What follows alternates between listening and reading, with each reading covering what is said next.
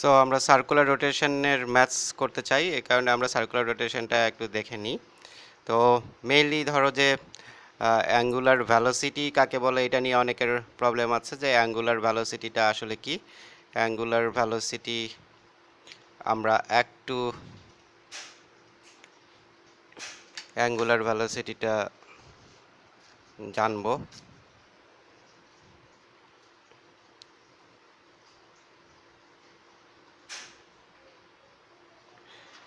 So angular velocity আসলে কেউ যদি বলে যে অ্যাঙ্গুলার ভ্যালোসিটি কি, আমরা বলবো যে এটা হচ্ছে angular displacement angular displacement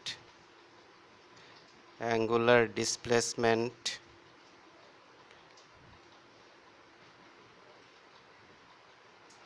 divided by time.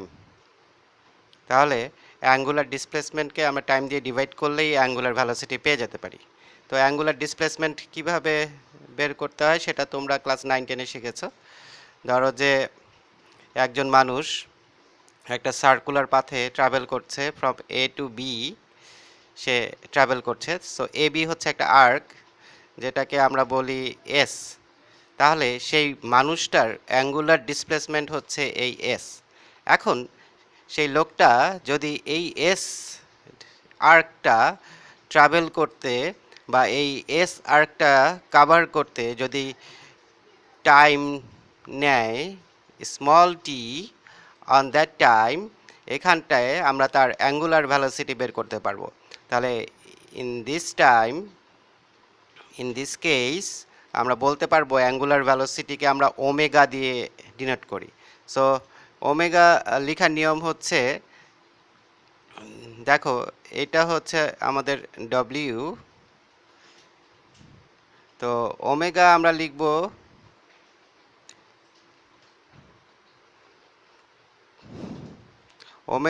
লিখব অনেকটা এরকমভাবে যে এইটা এইভাবে ঘুরিয়ে, ঠিক আছে, দিস ওয়ান ইজ ওমেগা।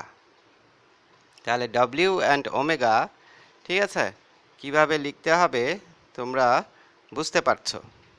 এখন মেইনলি আমরা এই জায়গাটাতে যেতে চাচ্ছি যেখানটায় আমরা ওমেগার ভ্যালু বের করছি। সো অ্যাঙ্গুলার ডিসপ্লেসমেন্ট যদি এস হয়ে থাকে এবং এই ডিসপ্লেসমেন্টটুকু কাভার করার জন্য যদি টি টাইম লাগে, অন দ্যাট টাইম আমাদের অ্যাঙ্গুলার ভ্যালোসিটি হবে এস বাই টি। সো অনেকে অ্যাঙ্গুলার ডিসপ্লেসমেন্টকে থেটা দিয়ে ডিনোট করে, ঠিক আছে। সো যদি থেটা দিয়ে ডিনোট করি আমরা, তাহলে অ্যাঙ্গুলার ভ্যালোসিটি হবে theta by T. So if S is denoted by theta, যদি এসকে থেটা দিয়ে ডিনোট করি তাহলে অ্যাঙ্গুলার ভ্যালোসিটি হবে omega equals theta divided by T. This one is omega, not W, ঠিক আছে। একটু ঘুরিয়ে লিখবা যাতে করে ওমেগাই মনে হয়। তাহলে এটা হচ্ছে আমাদের অ্যাঙ্গুলার ভ্যালোসিটি। এখন এই অ্যাঙ্গুলার ভ্যালোসিটি আমরা এই অ্যাঙ্গুলার ভ্যালোসিটির সাথে লিনিয়ার ভ্যালোসিটির একটা রিলেশনও শিখেছি, এবং সেই রিলেশনশিপটা কিন্তু আমাদের মনে রাখতে হবে। অ্যাঙ্গুলার ভ্যালোসিটি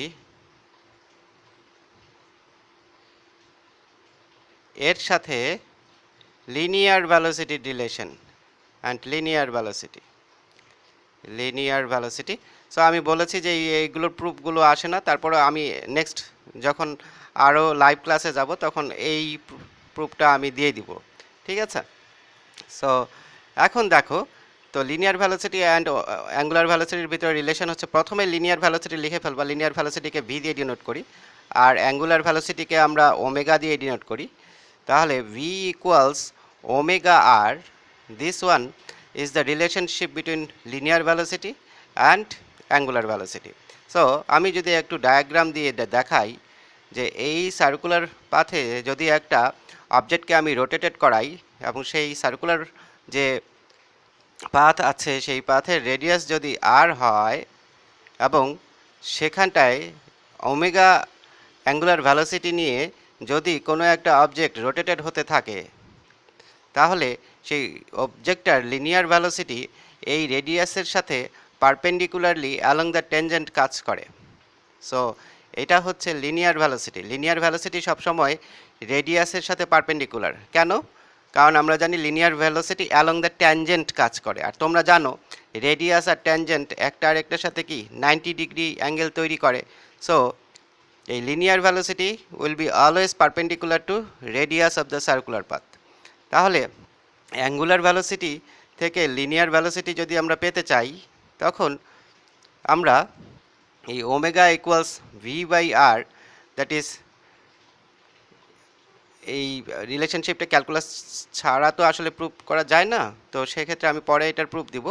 সো তোমরা এতটুকু মনে রাখবা যে এই আর এর পরিচয় হচ্ছে যেই সার্কুলার পাথে সেই অবজেক্টটা রোটেটেড হচ্ছে সেই সার্কুলার পাথের রেডিয়াস। তাহলে লিনিয়ার ভ্যালোসিটি হচ্ছে angular velocity into radius of the circular path, এটা মাথায় রাখবা। একইভাবে আরেকটা রিলেশনশিপও আছে আমাদের কাছে, সেই রিলেশনশিপটা হচ্ছে এই অ্যাঙ্গুলার অ্যাক্সিলারেশনকে আমরা আলফা দিয়ে ডিনোট করব। অ্যাঙ্গুলার অ্যাক্সিলারেশন এটাকে আমরা আলফা দিয়ে ডিনোট করব, আর লিনিয়ার অ্যাক্সিলারেশন সেটাকে আমরা এ দিয়ে ডিনোট করব। সো লাইক দিস রিলেশনশিপ, এখানটায়ও লিনিয়ার অ্যাক্সিলারেশন আগে লিখবো আমরা, এবং এটা বলবো যে অ্যাঙ্গুলার অ্যাক্সিলারেশনের সাথে আর যদি মাল্টিপ্লাই করে দেওয়া হয় তাহলেই লিনিয়ার অ্যাক্সিলারেশন পাওয়া যায়। কখন এটা হবে? যখন একটা বডি কোনো সার্কুলার পাথে মুভ করবে।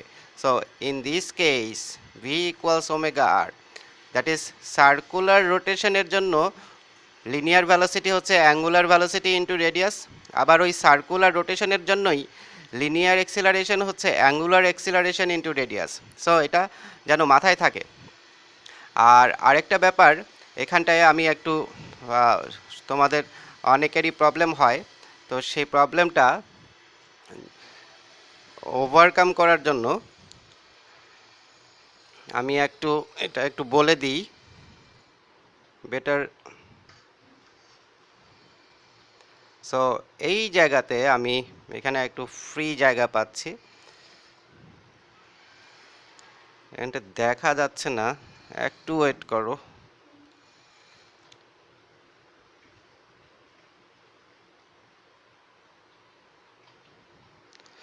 সো অনেক লাইটের রিফ্লেকশন, আমি একটু ইয়েটা কমিয়ে দিই।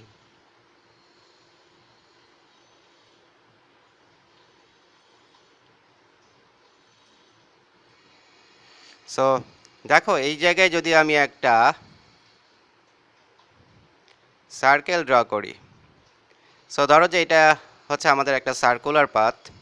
এই সার্কুলার পাথে আমি একটা রোটেশন দিতে, একটা কমপ্লিট রোটেশন, ধরো যে আমি এখানে ছিলাম, অবজেক্টটা এখানটায় এ পজিশনে, তো অবজেক্টটা এই ঘুরছে এই সার্কুলার পাথে, সে রোটেটেড হচ্ছে।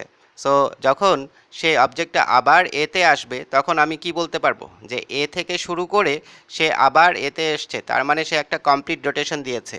কোথায় কমপ্লিট রোটেশন দিল? এই সার্কুলার পাথটাতে। তো একটা কমপ্লিট রোটেশন বা একটা কমপ্লিট ভাইব্রেশনও বলতে পারি, এটাকে আমরা একটা কমপ্লিট ভাইব্রেশনও বলতে পারি। তাহলে এ থেকে শুরু করে আবার সে ঘুরে এতে আসলো, তার মানে সে একটা কমপ্লিট ভাইব্রেশন বা একটা কমপ্লিট রোটেশন কমপ্লিট করলো। তো একটা কমপ্লিট ভাইব্রেশন বা একটা কমপ্লিট রোটেশনের জন্য সে যে টাইমটা নেয় তাকে আমরা টাইম পিরিয়ড বলবো। তাহলে এই যে সে ঘুরে আসলো, কত রেডিয়ান অ্যাঙ্গেল ঘুরে আসলো?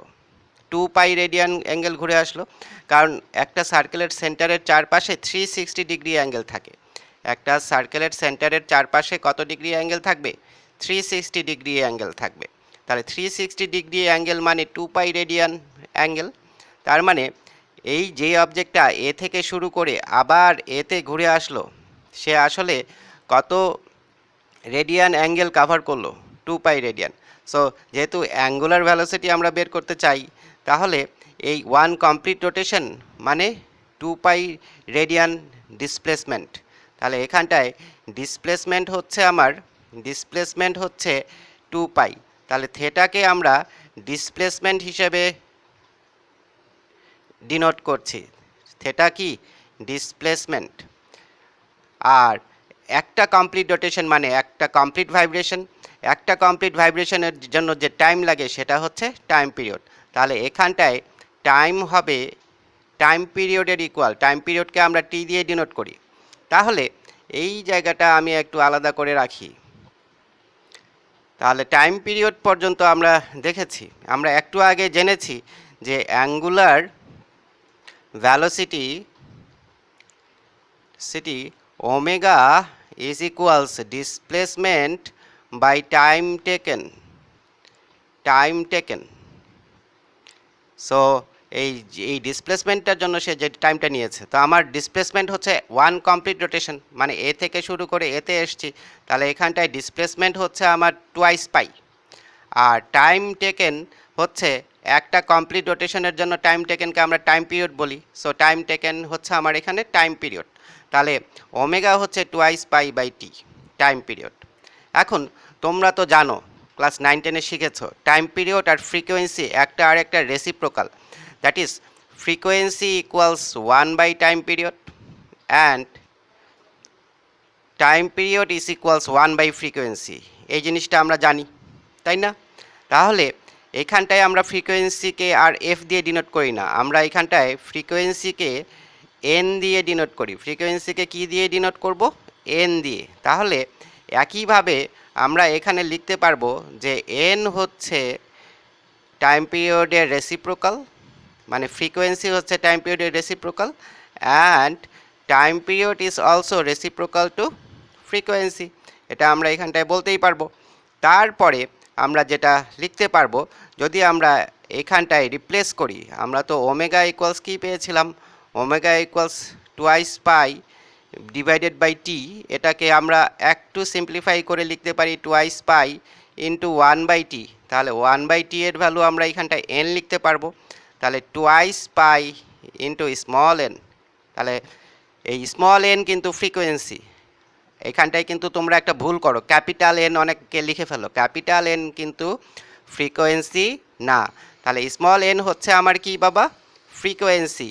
তাহলে আমি omega equals twice pi by t লিখতে পারি অথবা টুয়াইস পাই এন লিখতে পারি, যেখানে এন হচ্ছে আমার ফ্রিকোয়েন্সি। সো এটা একটু আলাদা করে দিলাম।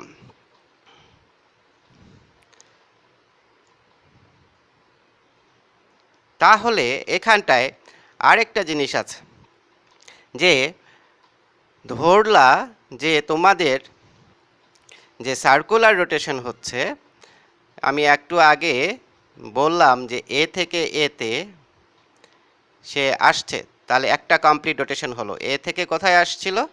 আবার এতে ফিরে আসতেছিল, তাহলে একটা কমপ্লিট রোটেশন। সো এইভাবে সে ধরো যে 10টা কমপ্লিট রোটেশন দিয়েছে। কয়টা কমপ্লিট রোটেশন? 10টা কমপ্লিট রোটেশন দিয়েছে এবং টাইম নিয়েছে ধরো যে স্মল টি। তাহলে ধরলাম যে নাম্বার অফ কমপ্লিট রোটেশন এটা হচ্ছে এই নাম্বার অফ কমপ্লিট রোটেশন, এটাকে ক্যাপিটাল এন দেওয়া যাবে। ক্যাপিটাল এন হচ্ছে 10, number of complete rotation capital N হচ্ছে 10 অ্যান্ড টাইম টেকেন, টাইম এই 10টা রোটেশন দিতে টাইম লাগছে টি। 10টা রোটেশন দিতে যদি টাইম টি লাগে আর টোটাল যদি 10টা রোটেশন হয়, তাহলে আমরা টাইম পিরিয়ড এখান থেকেও বের করতে পারবো। টাইম পিরিয়ড হচ্ছে কি? টাইম পিরিয়ড হচ্ছে একটা কমপ্লিট রোটেশনের জন্য যে টাইম লাগে। তাহলে 10টা কমপ্লিট রোটেশনের জন্য টি টাইম যদি লাগে বা এনটা কমপ্লিট রোটেশনের জন্য যদি টি টাইম লাগে, তাহলে একটা কমপ্লিট রোটেশনের জন্য কত টাইম লাগবে, সেটাই হচ্ছে টাইম পিরিয়ড। সো এখানটায় আমি লিখলাম for n rotation time required is equals small t. তাহলে for 1 rotation time required equals t by capital n. তাহলে এই টাইম কিন্তু টাইম পিরিয়ড না, এটা হচ্ছে 10টা রোটেশনের জন্য বা 100টা রোটেশনের জন্য একটা টাইম। ঠিক আছে? তো সেটা কিন্তু তোমরা একটু মাথায় রেখো। তাহলে এই যে আমি একটা কমপ্লিট রোটেশনের জন্য যে টাইম বের করলাম, সেটাই হচ্ছে আমার কি? Time period. তাহলে একটা কমপ্লিট রোটেশনের জন্য যে টাইম, সেটা হচ্ছে আমার আসলে কি? Time period. তাহলে টাইম পিরিয়ড হচ্ছে in this case T by N. তাহলে এই যে টাইম পিরিয়ড, এই জায়গায় আমি এখন যদি আমি ফ্রিকোয়েন্সি যদি আমার দেওয়া না থাকে, তাহলে আমি কি লিখব? আমি লিখব omega equals twice pi into, এই জায়গা থেকে চলে আসবো এখানটায়। ফ্রিকোয়েন্সি ধরো যে আমার দেওয়া নাই, আমার দেওয়া আছে যে এই 10 বার রোটেট করে, 10 বার রোটেটে টি টাইম তার টাইম লাগে, ঠিক আছে, এরকম দেওয়া আছে। সো এরকম দেওয়া থাকলে আমি এখান থেকে টাইম পিরিয়ড বের করে এখানটায় বসাবো, তখন আর 1/t ফ্রিকোয়েন্সি লিখবো না। তাহলে এখানটায় 2 পাই ইন্টু 1/t মানে কি, 1-এর নিচে small t by capital n. তাহলে এটাকে যদি উল্টে যায়, তাহলে 2 pi capital n divided by small t, এটাও অ্যাঙ্গুলার ভ্যালোসিটির একটা কি ইকুয়েশন। সো সেক্ষেত্রে আমি আশা করব যে তোমরা এটা ভালো মতো বুঝে নাও, কারণ একটু পরে এগুলোর উপর ম্যাথস